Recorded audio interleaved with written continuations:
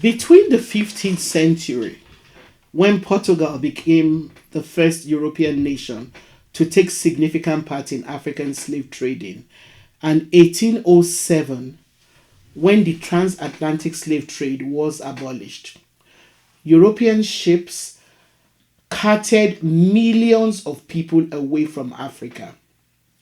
In total, European ships took over 11 million people into slavery from the West African coast alone. This odious trade made Europe grow rich on the profits, while the populations of Africa was devastated. By the 1870s, only 10% of the continent was under direct European control, with Algeria held by France, the Cape Colony, and Natal, both in modern day South Africa, held by the British, and Angola by Portugal. However, by 1900, Europeans were ruling more than 90% of the African continent.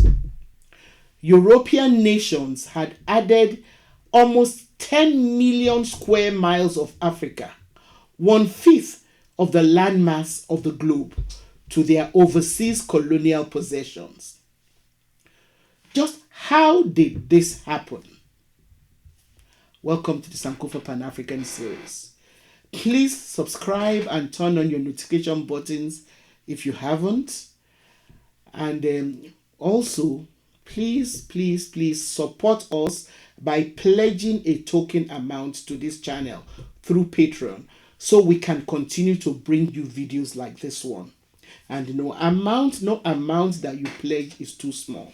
We appreciate your efforts. Thank you. Now, inevitably, the scramble for territory in Africa by European governments led to conflict among them, particularly between the British and the French in West Africa and Egypt. The British also fell out with the Portuguese in East Africa, and the French and the barbaric Leopold II disputed Central Africa. Rivalry between Great Britain and France led Otto von Bismarck of Germany to intervene, and in late 1884 he called a meeting of European powers in Berlin. So, in a nutshell, the scramble for Africa happened. One of the justifications which European colonizers gave for the partitioning of Africa was that it would help to stamp out slave trade. According to one of the most celebrated explorers of Africa, David Livingstone, there was a need for a worldwide crusade to defeat the slave trade controlled by Arabs in East Africa. Livingstone, like other Europeans, believed in the innate superiority of Europeans over the lesser races of the world. He therefore advocated that the only way to liberate Africa was to introduce the 3 C's: commerce, Christianity, and civilization. The belief that Europeans needed to civilize Africa stems from the unscientific notion that Europeans belonged to a superior white race, that they all belong to one superior white race, which originated in the Caucasus, which is where the term Caucasian comes from. Now, this idea was first postulated by Johann Blumenbach, a German professor of ethnology at the turn of the 19th century. Blumenbach's color-coded classification of races as white, brown, yellow, black, and red was later refined by a French ethnologist, Joseph Arthur Gabinu, and he refined it by including a complete racial hierarchy, which had white-skinned people of European origin at the top, and everyone else, populating the bottoms, with the dark-skinned people at the lowest rung. Other Europeans, like David Livingstone, believed in these pseudo-scientific theories and assumed that they had a duty to civilize Africans. The Berlin Conference, held between 1884 and 1885, as I said, was convened by Otto von Bismarck, who was the founder and first chancellor of the German Empire. The Berlin Conference was the climax of the European competition for territory in Africa. It was a process of negotiating who would own what part of the continent. So that process is what is commonly known as the Scramble for Africa.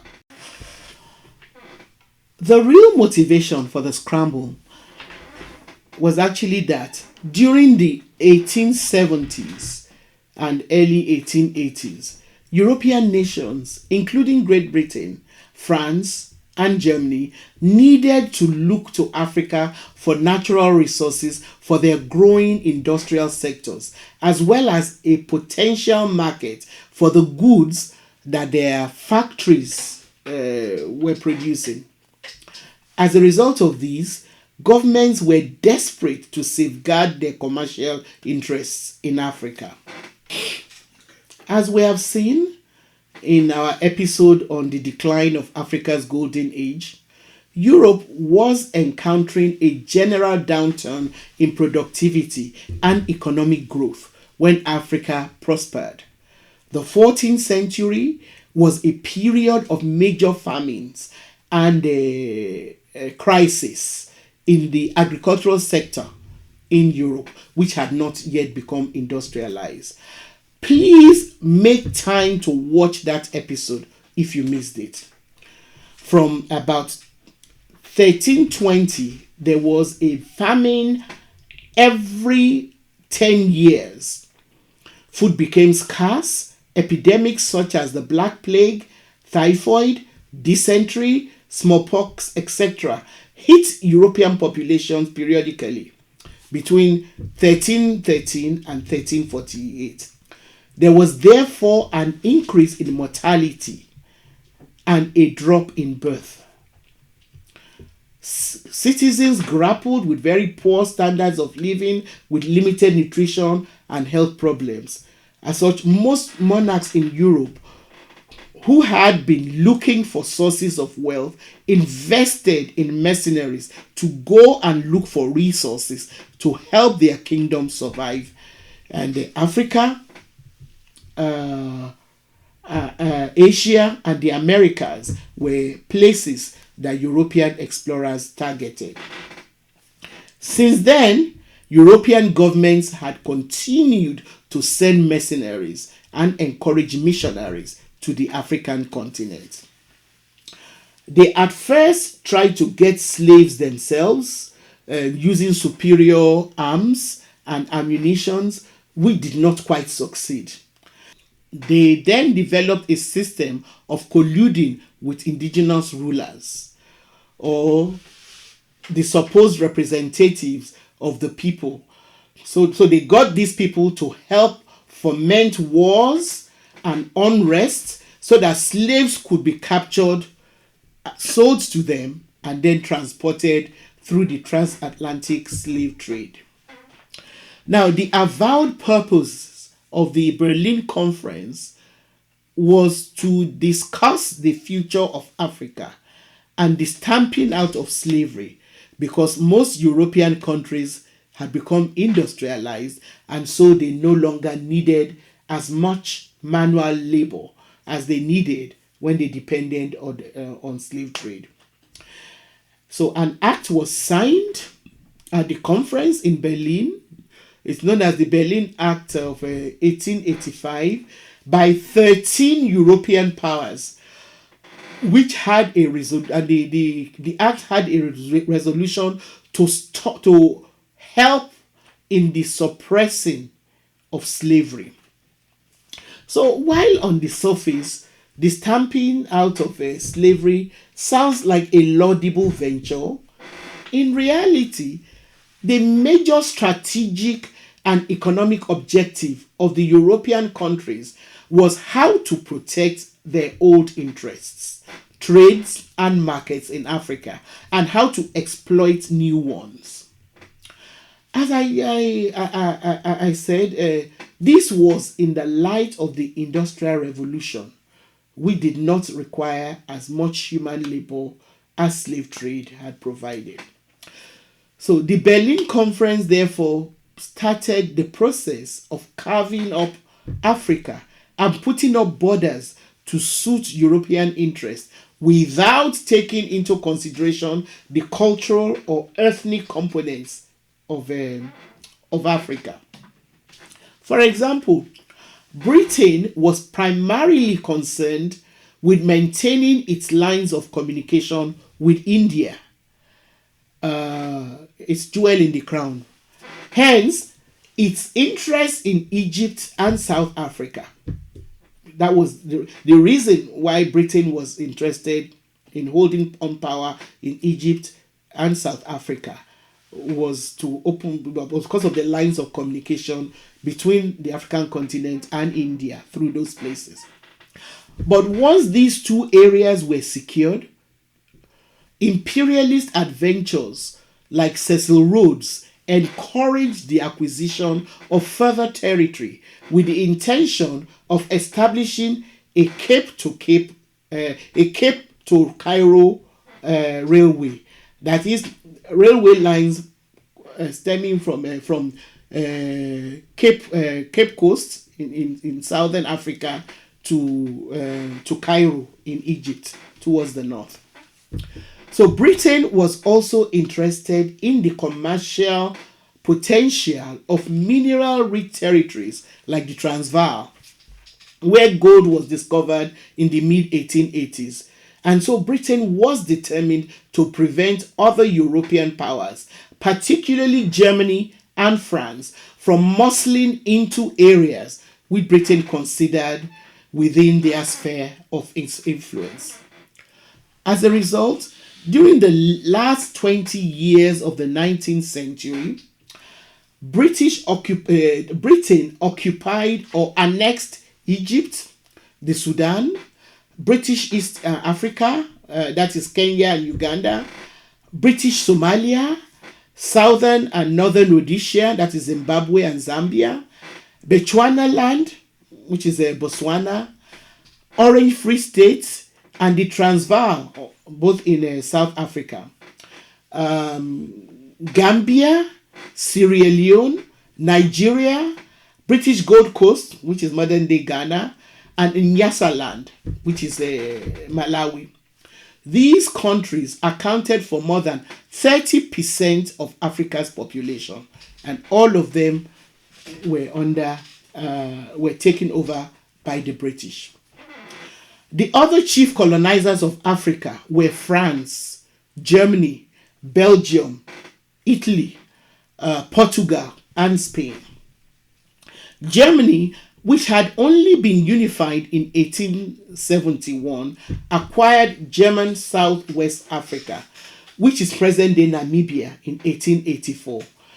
An attempt by the Herero and Nama owners of the area to free themselves from the stranglehold of Germany in 1904, and this stranglehold was provoked by the brutality of the German settlers, met with unmentionable violence, which left tens of thousands of Herero and Nama men, women, and children exterminated. Please take the time to check out our episode on the Namibian genocide if you have not yet watched it. It was a horrific, part of human history which we need to always keep in mind, because reparation hasn't been made. Now, similarly, Leopold II of Belgium, who aspired to increase his personal wealth by acquiring African territory, hired agents to lay claim to vast tracts of land in Central Africa. In subsequent meetings, Britain, France, Germany, Portugal, and Leopold II of Belgium negotiated their claims to African territories, which were then formalized and mapped out according to their interests. During the conference, these European leaders also agreed to allow free trade among the colonies. They then established a framework for negotiating future European claims in Africa. Neither the Berlin Conference itself nor the framework for future negotiations allowed any African people to have a say about the partitioning of their homelands. While the Berlin Conference did not initiate European colonization of Africa, it legitimated and formalized the process. In addition, it sparked new unhealthy interests in Africa. After the conference, European powers expanded their claims in Africa so that by 1900, European states had claimed nearly 90% of African territory. An offshoot of the Berlin Conference was that Leopold avowed that he would stamp out Arab slavery in return for the right to tax imports. However, rather than stamp out slavery, his agents in the Congo used forced labor in ways that were even more dastardly than slavery to extract rubber, which was his single most profitable export at the time. By 1902, rubber sales had risen 15 times in 8 years and were valued at 41 million francs. Leopold and his agents were able to enforce labor by taking the women of Congolese villages hostages. They held them hostage. Now, this allowed him to turn the men into forced laborers with a monthly quota of wild rubber that they must collect, from the rain forest. The system was really harsh. Many hostages starved to death, and many men were forced to work themselves to death. Attempts to rebel were met with brutal forces, and more people were brutally killed. Demographers today estimate that the population of the Congo fell by about half over the 40-year period beginning around 1880. The truth behind the Congo's rubber trade or legalized robbery enforced by violence was finally exposed by one Edmond Morel, an Anglo-French shipping clerk, who wrote a series of accusing articles in the Speaker in 1900. The rest of Europe, especially those who signed the Berlin Act, simply looked on until a connection. They simply looked on. They did not raise a finger. They were not going to do anything to try and stop the carnage that Leopold was unleashing on the Congo. The only time they now paid attention was when a connection was made between Leopold and the Leopold II, between what Leopold II was doing in the Congo and the effect on the economic interest of other European countries. So until it was exposed by this article written by Edmond Morel, who argued that Leopold's illegal state monopoly was robbing merchants in Britain, that any interest was any attention was paid for what was going on. So this now spurred Britain into action, and a British consul, Roger Casement, was sent to investigate the situation in the Congo. The report of the investigation, which came out in 1904, was then used to force Leopold's hands.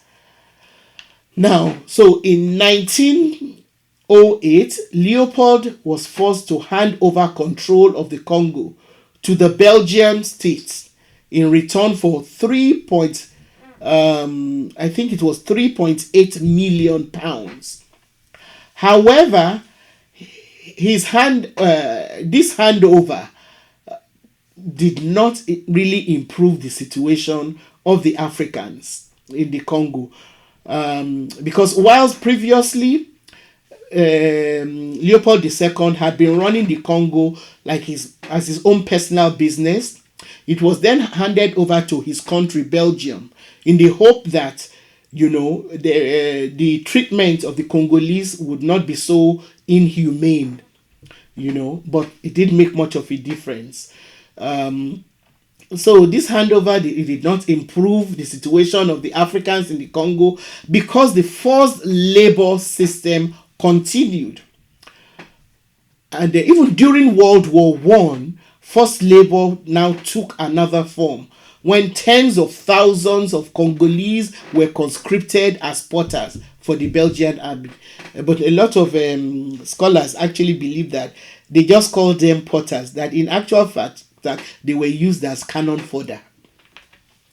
Now, the forced labor system did not change significantly until the early 1920s, when Belgian colonial authorities realized that the population was dropping so rapidly that they soon might not have any more labor force there to work with. So, but forced labor remained in place under the colonial powers, the various colonial powers, well into the 1940s. Sadly, even today, slavery is not unknown in Africa, particularly in countries such as the Sudan, where law and order are often absent. And so nor have the colonists ever really gone away. White-owned businesses still dominate the mining of Africa's most valuable natural resources, particularly gold, diamonds, cobalt, what have you. The continent has never stopped being plundered. Thank you for watching. Don't forget to subscribe to the Sankofa Pan-African series channel. Like our videos and please share them with your contacts.